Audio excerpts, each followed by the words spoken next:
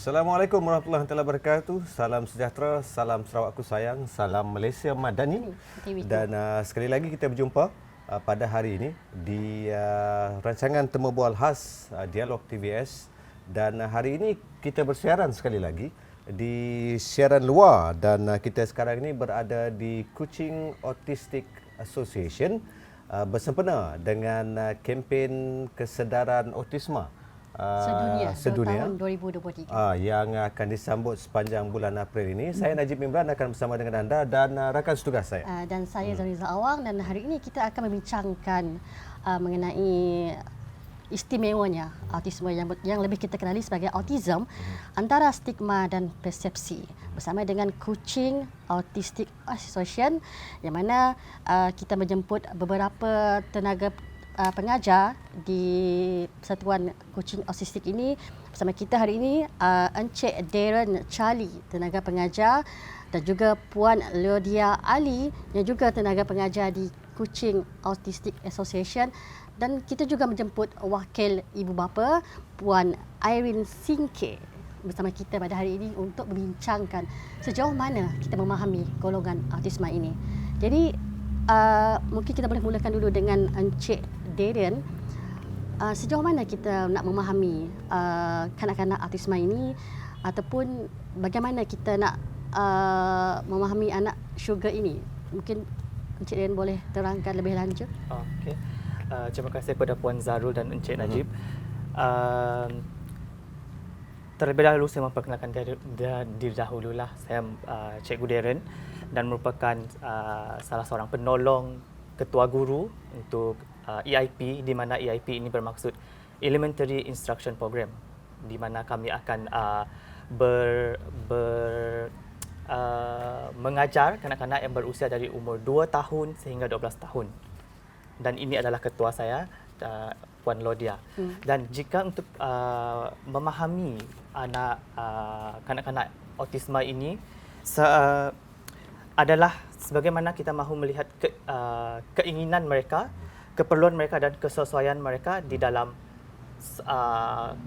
community, kelompok community. Karena seringkali kita melihat, kita seringkali mendengar mengenai kesedaran autisma itu apa. Kita selalu mendengar mengenai program-program seperti ini. Tetapi sejauh manakah kita memahami apakah itu autisma? Seringkali kita selalu mendengar, kalau kita berada di luar, mungkin kita merasakan kita faham, oh ini begini, sebegini adalah autisma. Oh anak si dia ini adalah autisma. Tetapi adakah kita menerima mereka di dalam kelompok komuniti kita? Kerana seringkali kami selalu memberitahu ataupun membuat kesedaran kepada orang luar adalah jangan mereka yang cuba untuk masuk ke dalam dunia kita, tetapi kita yang harus berusaha untuk masuk ke dalam dunia mereka. Kita yang harus melihat kenapa mereka berkelakuan sebegini, kenapa mereka berkelakuan ataupun bertindak sebegini. Kerana kanak-kanak autisma ini adalah mereka dia hanya bukan satu penyakit, itu adalah stigma orang luar lah sekarang ini yang kita selalu dengarkan. Oh, anak kamu menghidap penyakit autistik. Sebenarnya autisma ini bukan satu penyakit, tetapi ianya adalah satu gangguan neurologi. Kalau kami selalu gunakan di sini, neurologi ini adalah berkaitan dengan bahagian otak. Jadi kalau ianya satu penyakit, ianya akan ianya ada ubat ataupun ubat-ubat yang spesifik dan boleh dirawat untuk mengubat. Tetapi autism ini ianya akan berlaku sepanjang hayat. Autism spectrum disorder, kalau terlihat spektrum mempunyai peringkat yang berbeza. Ada yang lebih rendah, sederhana, lebih tinggi. Jadi mungkin setiap kanak-kanak autism ini mempunyai fasa yang berlainan. Jadi bagaimana pihak KA memastikan latihan ataupun intimasi awal yang diberikan sesuai dengan tahap-tahap yang dihadapi kanak-kanak ini? Okey, kalau melalui pengalaman saya sendirilah di sini, selama mengajar di sini, semasa mereka kira diterima untuk masuk untuk melibatkan diri dalam latihan di sini, kami kebiasaannya akan berjumpa dengan ibu bapa dahululah. Kita perlu mengetahui latar belakang anak mereka. Apa yang mereka tak suka, apa tingkah lakunya di rumah, and then apa yang dia suka, apa yang dia minat. So bila kita dah ada maklumat tersebut, selain itu kita perlu juga tahu latar belakang medical, perubatan. Okay, so sekiranya dah semua tu dah ada, so bila dah masuk dengan kami, kebiasaannya kami akan bagi ruang untuk kanak-kanak ini menyesuaikan diri dalam suasana kami. So kita semua tahu latihan di sini, terapi di sini, kami panggil terapi lah, hanya 2 jam, okay, yang tidak sehari-hari. So dalam sejam biasanya untuk bahagian EIP, Elementary Instruction Program, kami akan meletakkan mereka di dalam satu kelas. So kita akan tak letak di satu kelas, kami perkenalkan semua ruang. Kami akan bawa kanak-kanak ini berjalan. So dalam tempoh, kadang-kadang kami perlukan sebulan, 2 bulan, 3 bulan. Ada yang memakan masa mungkin setengah tahun. Tapi kebiasaannya kami ambil sebulan lah untuk mengetahui kekuatan mereka, potensi mereka, kemahiran apa yang mereka ada.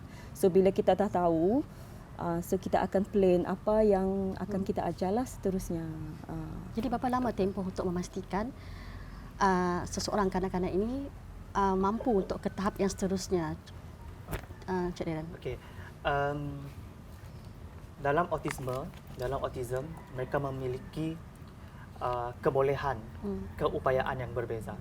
Jadi kita tidak boleh, okey, contohnya hari ini dia masuk, okey, next week, minggu hadapan kita dah boleh start mengajar. Kita tidak boleh melakukan sedemikian. Kerana ada sesetengah kanak-kanak yang autisme ini memerlukan masa sehingga setahun lebih baru dia betul-betul saya gunakan settle down. Baru dia betul-betul settle down. Settle down ini bermaksud dia boleh memahami arahan yang diberikan. Dia boleh memahami walaupun sedikit sahaja. Jadi untuk menjawab soalan puan tadi, berapakah tempoh yang diperlukan, itu memang terpulang kepada kanak-kanak tersebut. Tetapi untuk menambah sedikit apa yang dikatakan oleh Cikgu Lodia sebentar tadi, adalah setelah kita melihat keupayaan mereka, itu pun kita akan melihat selama tempoh 2 minggu dahulu. Kita melihat bagaimana mereka mengadaptasi dengan persekitaran, bagaimana mereka melihat penerimaan mereka dengan orang baru. Sebab salah satunya kanak-kanak autisme ini, mereka sangat takut dengan orang baru. Persekitaran baru juga adalah sangat-sangat mereka mereka kurang untuk menerima. Jadi kita tidak boleh katakan kamu masuk sini, kamu boleh terus bermain. Kamu masuk sini, kita terus belajar. Itu memang tidak boleh kami orang lakukan di sini. Jadi untuk meletakkan mereka di dalam persekitaran kelas ataupun persekitaran yang baharu, kita ikut cara mereka. Kalau mereka bermain, kita bermain dengan mereka. Kalau mereka menangis, kita berkomunikasi dengan mereka. Kerana autisme ini dia merangkumi 3 kesukaran, iaitu berkomunikasi, yang kedua adalah tingkah laku negatif, dan yang ketiga adalah secara bersosial. Dan seperti mana Cikgu Lodia cakap tadi, Asperger adalah salah satu gangguan lebih ke arah sosial, di mana mereka tidak berapa pandai, tidak begitu pandai untuk bersosial bersama-sama dengan orang sekitar. Okey.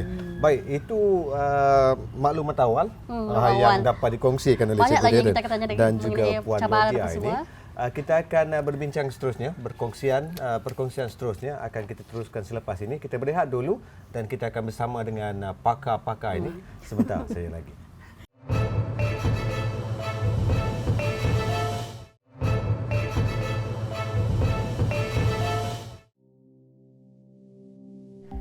Sebagai ibu bapa, untuk menerima hakikat mempunyai anak yang istimewa agak perit. Namun ia dianggap sebagai anugerah tidak ternilai dan cabaran perlu ditempuhi dalam menjalani kehidupan seharian. Tidak dinafikan ada ibu bapa yang segan untuk tampil meminta bantuan apabila mengetahui anak mereka mempunyai ciri-ciri autisma. Lebih membimbangkan ada ibu bapa yang bersikap dalam penafian dan takut untuk menerima hakikat berkenaan. We understand they're actually afraid.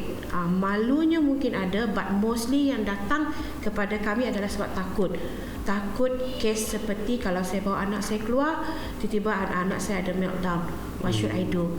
Okay, kalau saya bawa anak saya pergi ke food court, tiba-tiba dia ambil makanan orang lain. What should I do? So those kind of things actually are happening.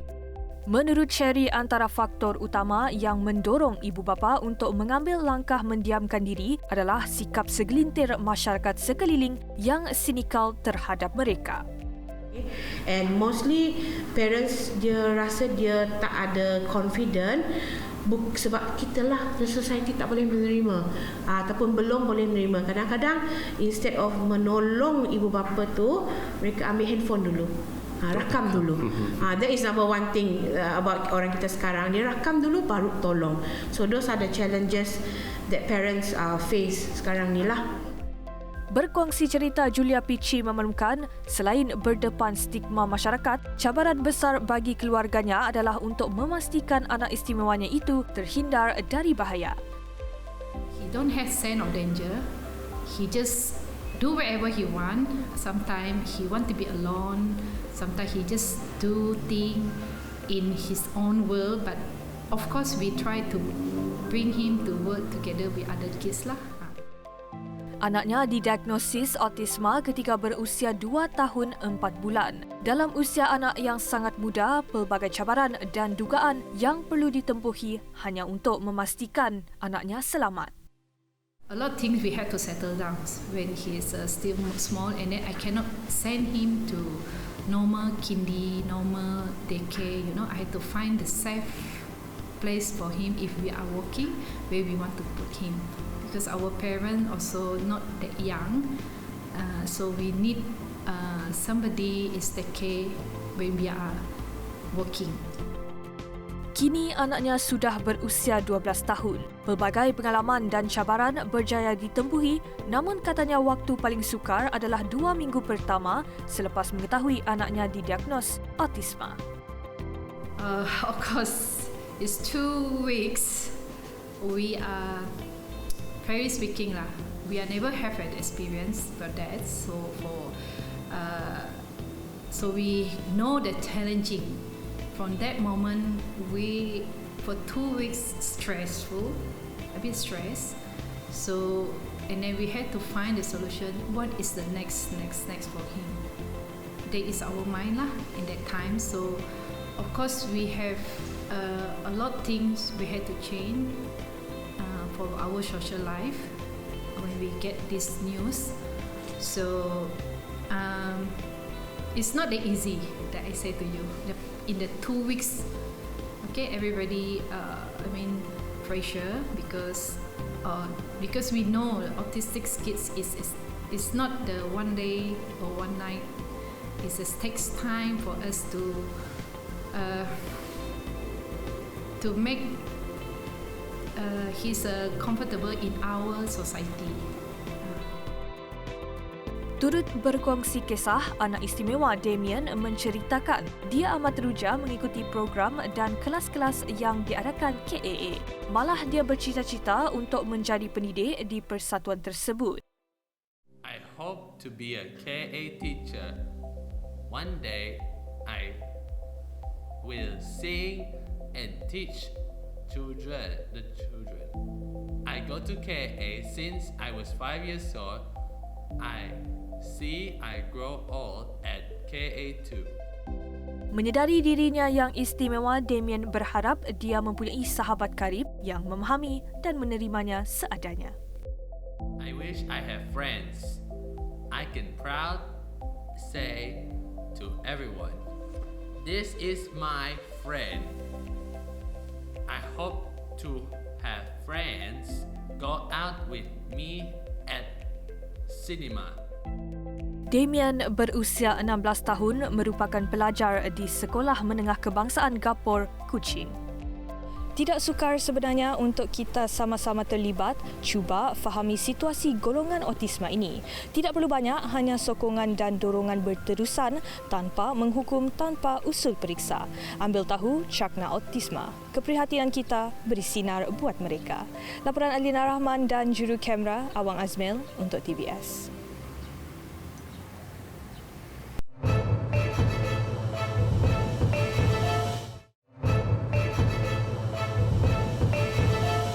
Itu dia tadi laporan khas daripada Adina Rahman, iaitu cabaran dalam membesarkan anak autisma.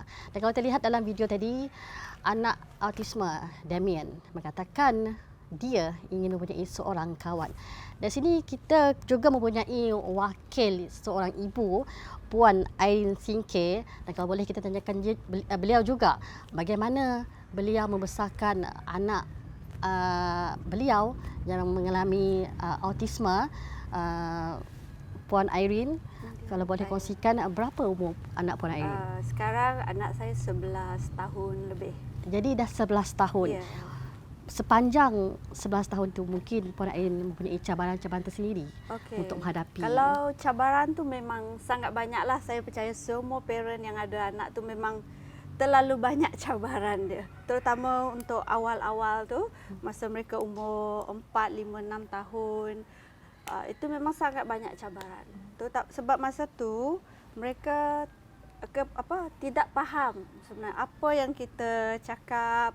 Sebab perkembangan mereka kan memang bawah daripada umur. Biasa dalam 2 ataupun 3-4 tahun ke bawah daripada umur. Ada yang kalau yang peringkat yang severe tu mungkin lagi teruk. Okey. Jadi macam saya, cabaran tu memang sangat banyaklah. Terutama yang macam nak cari tempat untuk hantar mereka. Sebab kalau zaman anak saya yang dulu-dulu tu, tempat macam KA ni dan juga center yang lain memang belum ada lagi. Sangat susah.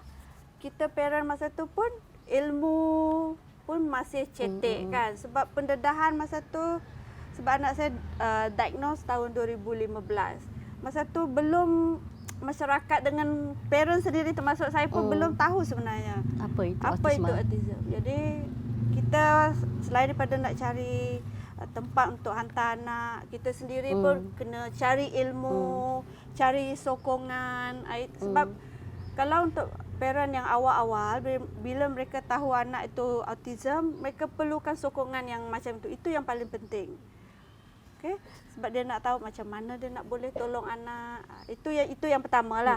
Okay? Yang kedua, masa dalam kehidupan harian tu. Sebab anak-anak autism ni, macam anak saya sendiri, dia sangat banyak challenging behavior. Maksudnya behavior yang perangai yang tak, yang mencabarlah kan. Contohnya dia tak nak tidur malam. Lepas tu dia tak boleh menunggu. Itu mostly budak autism memang sangat teruklah dia punya kebolehan menunggu. Maksudnya kalau pergi bawa kedai makan, dia ingat masuk kedai, duduk, terus terhidang makanan. Sebab pernah berapa kali juga kami sebab kedai makan kena tunggu lama. And then dia mengamuk, terpaksa balik. Makanan dah order pun terpaksa balik juga. Puan, kalau boleh, boleh kita kongsikan pada tahap umur berapa yang Puan sedar bahawa anak Puan mempunyai autisma ini ataupun mempunyai simptom-simptom autisma ini, Puan? Anak saya 2 tahun setengah tu dia memang boleh nampak dah. Contoh dia main dia macam, memang ciri autism tu lah, main susun-susun barang. Dia tak boleh kacau. Lepas tu dia tak boleh bercakap. Kemudian eye contact tu pun memang tak ada. Memang kebanyakan ciri-ciri autism tu adalah. Dan pada hujung 2015, sebab dia masa tu ada demam panas, dan hantar ke klinik swasta dekat area saya tu, memang doktor kanak-kanak tu cakap macam ada autism. So dia suggest kita lah pergi refer ke SGH. Kita hantarlah sana. Memang ada lah. Bagaimana perasaan Puan mungkin bila mengetahui bahawa reaksi yang kamu tu, Puan? saya percaya semua parent akan sedih lah. Saya memang sedih lah. Dalam sebulan tu kalau macam tengah drive ke, masa pergi kerja, saya Sebab anak kita kan fizikal semua tu okey, dan kita anak autism, apa tu kita tahu selalunya autism ni dah ada dengar sikit-sikit kalau macam-macam ni. Kita sangat sedih lah. Memang menangis jugalah bila ingat tu menangis. Baik, kepada Cikgu Darren mungkin. Kita melihat seperti kata Puan Irene tadi ya, sejak umur 2 tahun lebih Puan ya. Puan melihat difference di antara perkembangan dan sebagainya. Jadi apakah mungkin ada sesuatu ataupun penilaian yang jelas untuk ibu bapa melihat bahawa anak saya dalam umur ini tidak mampu bercakap, mungkin pada umur ini tidak mampu menulis, mungkin stimulation tangan apa semua coordination tidak sepantas rakan-rakan sebaya mereka. Apakah mungkin ada penilaian-penilaian khusus yang boleh ibu bapa gunakan untuk menilai seorang anak sama ada autisma ataupun tidak? Okey. Sebenarnya yang untuk mengetahui simptom diagnosis apa semua itu kita serahkan kepada yang lebih pakar lah. Tapi untuk dari pihak kami cuma selalunya akan mendedahkan kepada society, terutamanya ibu bapa yang ingin mengetahui lebih lanjut. Sebenarnya seperti yang Puan Irene katakan tadi memang betul. Umur kanak-kanak dari umur 2 tahun hingga 4 tahun adalah satu umur yang sangat kritikal dia punya development. Perkembangan dia sangat kritikal. Dekat sinilah kita akan melihat kadang-kadang ada yang pandai bercakap, ada yang pandai bertutur, tetapi secara tiba-tiba mendadak akan hilang semuanya. Dan kami orang pernah juga memiliki kes yang seperti ini, yang sebegini, yang menghantar anak mereka ke sini menceritakan pengalaman, berkongsi cerita, dan memang dari umur 1 hingga 2 tahun anak dia sangat pandai, bahkan ABC sampai Z 1 hingga 100 pun mereka boleh baca.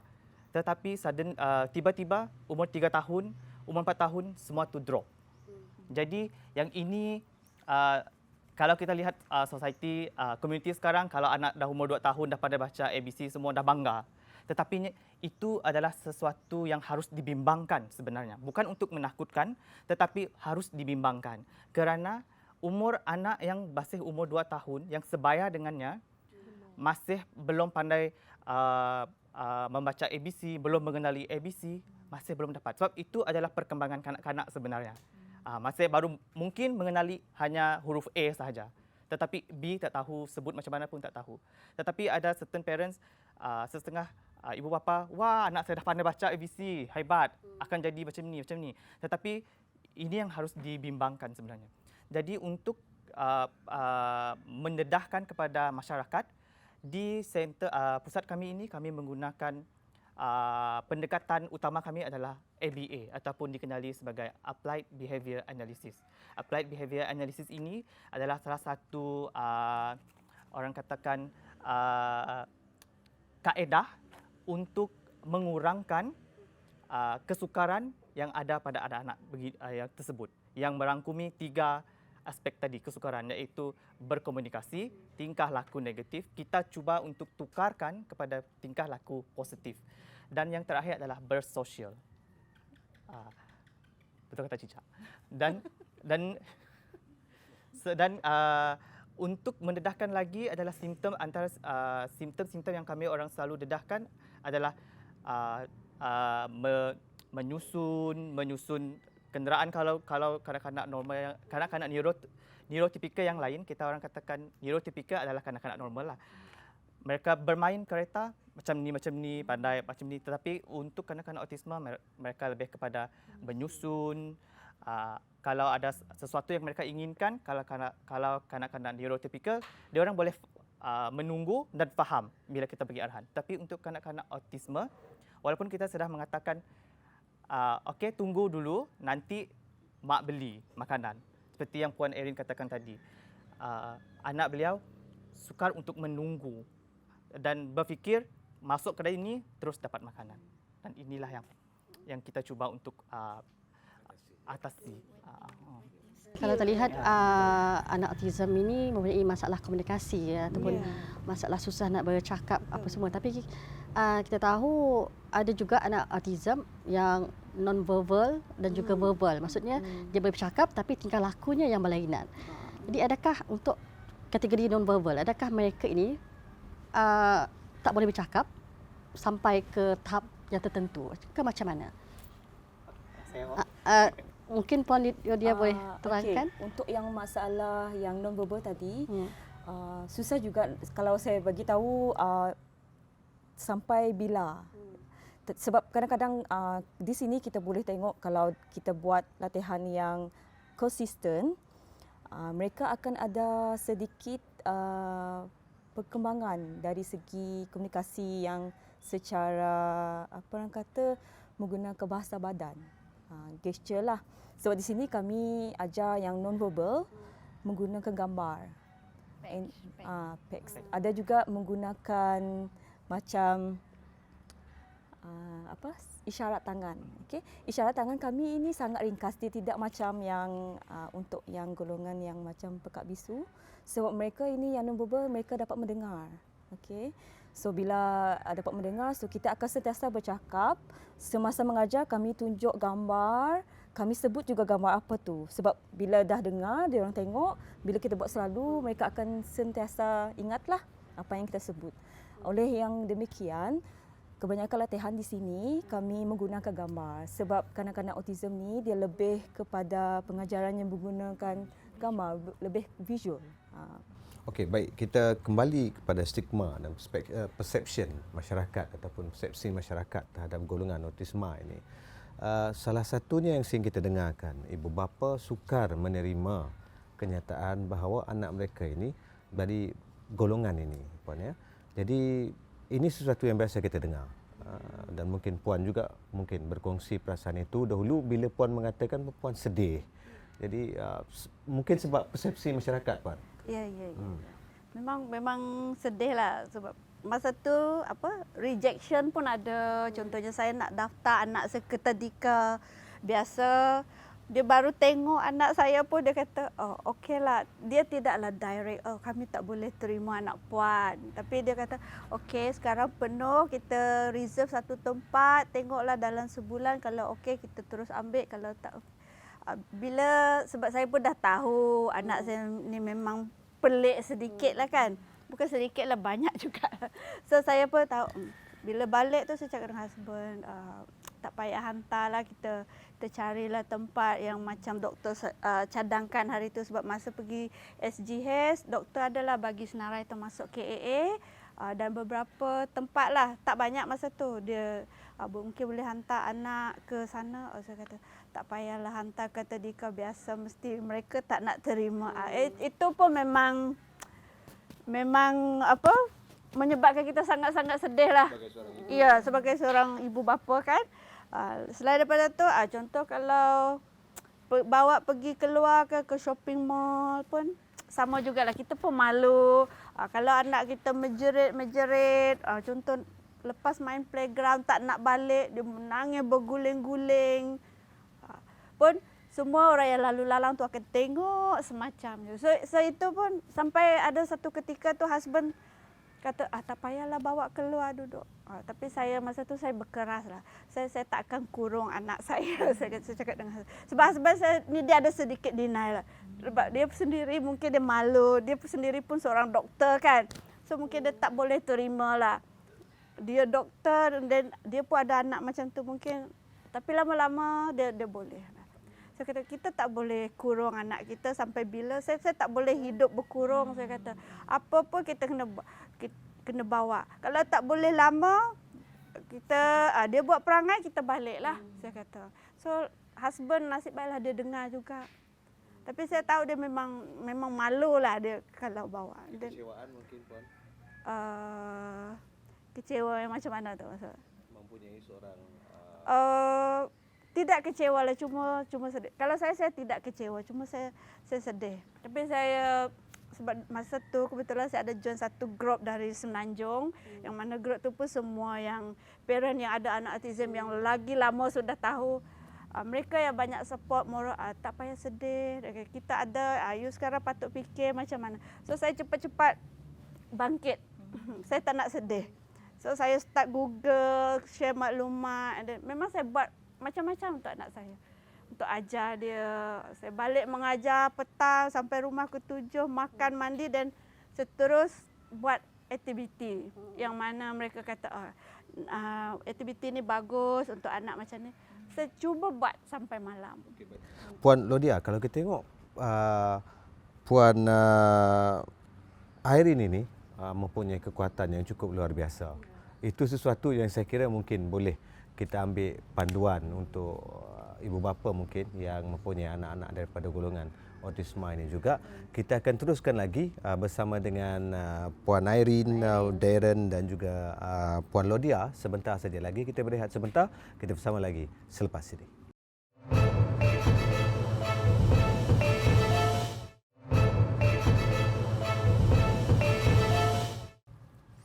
Baik, kita kembali sekali lagi bersama dengan sesi Dialog TVS dan hari ini seperti yang telah saya war-warkan tadi, kita bersiaran di luar bersama dengan rakan-rakan kita di Kuching Autistic Association dan kita sambung balik kepada apa perbincangan kita tadi. Puan Lodia, seperti yang telah kita dengar perbincangan ataupun perkongsian daripada Puan Irene tadi, dan salah satu isunya ialah penerimaan itu. Bukan sahaja masyarakat, penerimaan ibu bapa itu sendiri terhadap kenyataan bahawa anak mereka terdiri daripada golongan ini. Jadi mungkin bagaimana boleh kita tangani isu denial ini di kalangan ibu bapa ini, Puan? Mungkin boleh Puan kongsikan. Okey. Bagi ibu bapa yang masih belum dapat menerima kan anak mereka menghidap autisme ini, selalunya kalau dari pengalaman saya sendiri, mereka banyak berkongsi macam tingkah laku anak-anak mereka di rumah. And then mereka suka membanding. Okay? Tapi sebagai tenaga pengajar, saya hanya akan bagi satu nasihat yang melalui pengalaman saya sendiri. Saya kata jangan putus asa. Sebab anak-anak ini ada potensi dia tersendiri, kebolehan dia tersendiri. Jangan membanding. Mana tahu mereka kalau diberi latihan awal, intervensi awal, mereka akan berubah. Kita boleh tengok dia punya perkembangan tu semakin meningkat. Tapi memang takes time untuk parents ini sedar untuk menerima. That's why KA ada menganjurkan bengkel untuk ibu bapa, memberi kesedaran sedikitlah, bukan saja ibu bapa, kepada masyarakat juga. Kami sentiasa update apa-apa aktiviti yang kami akan adakan, seperti yang tadilah saya cakap, bengkel-bengkel yang dari pakar-pakar, yang dari macam speech therapy, occupational therapy. Walaupun latihan kami di sini lebih kurang macam occupational therapy, juru cara kerja, lebih kurang macam itulah. Lebih kurang sama, tetapi yang profesional ni dia lebih arif. So bila mereka mendengar orang yang lebih pakar, mereka akan cubalah memahami. Kalau dari pihak kami mungkin susah mereka untuk menerima.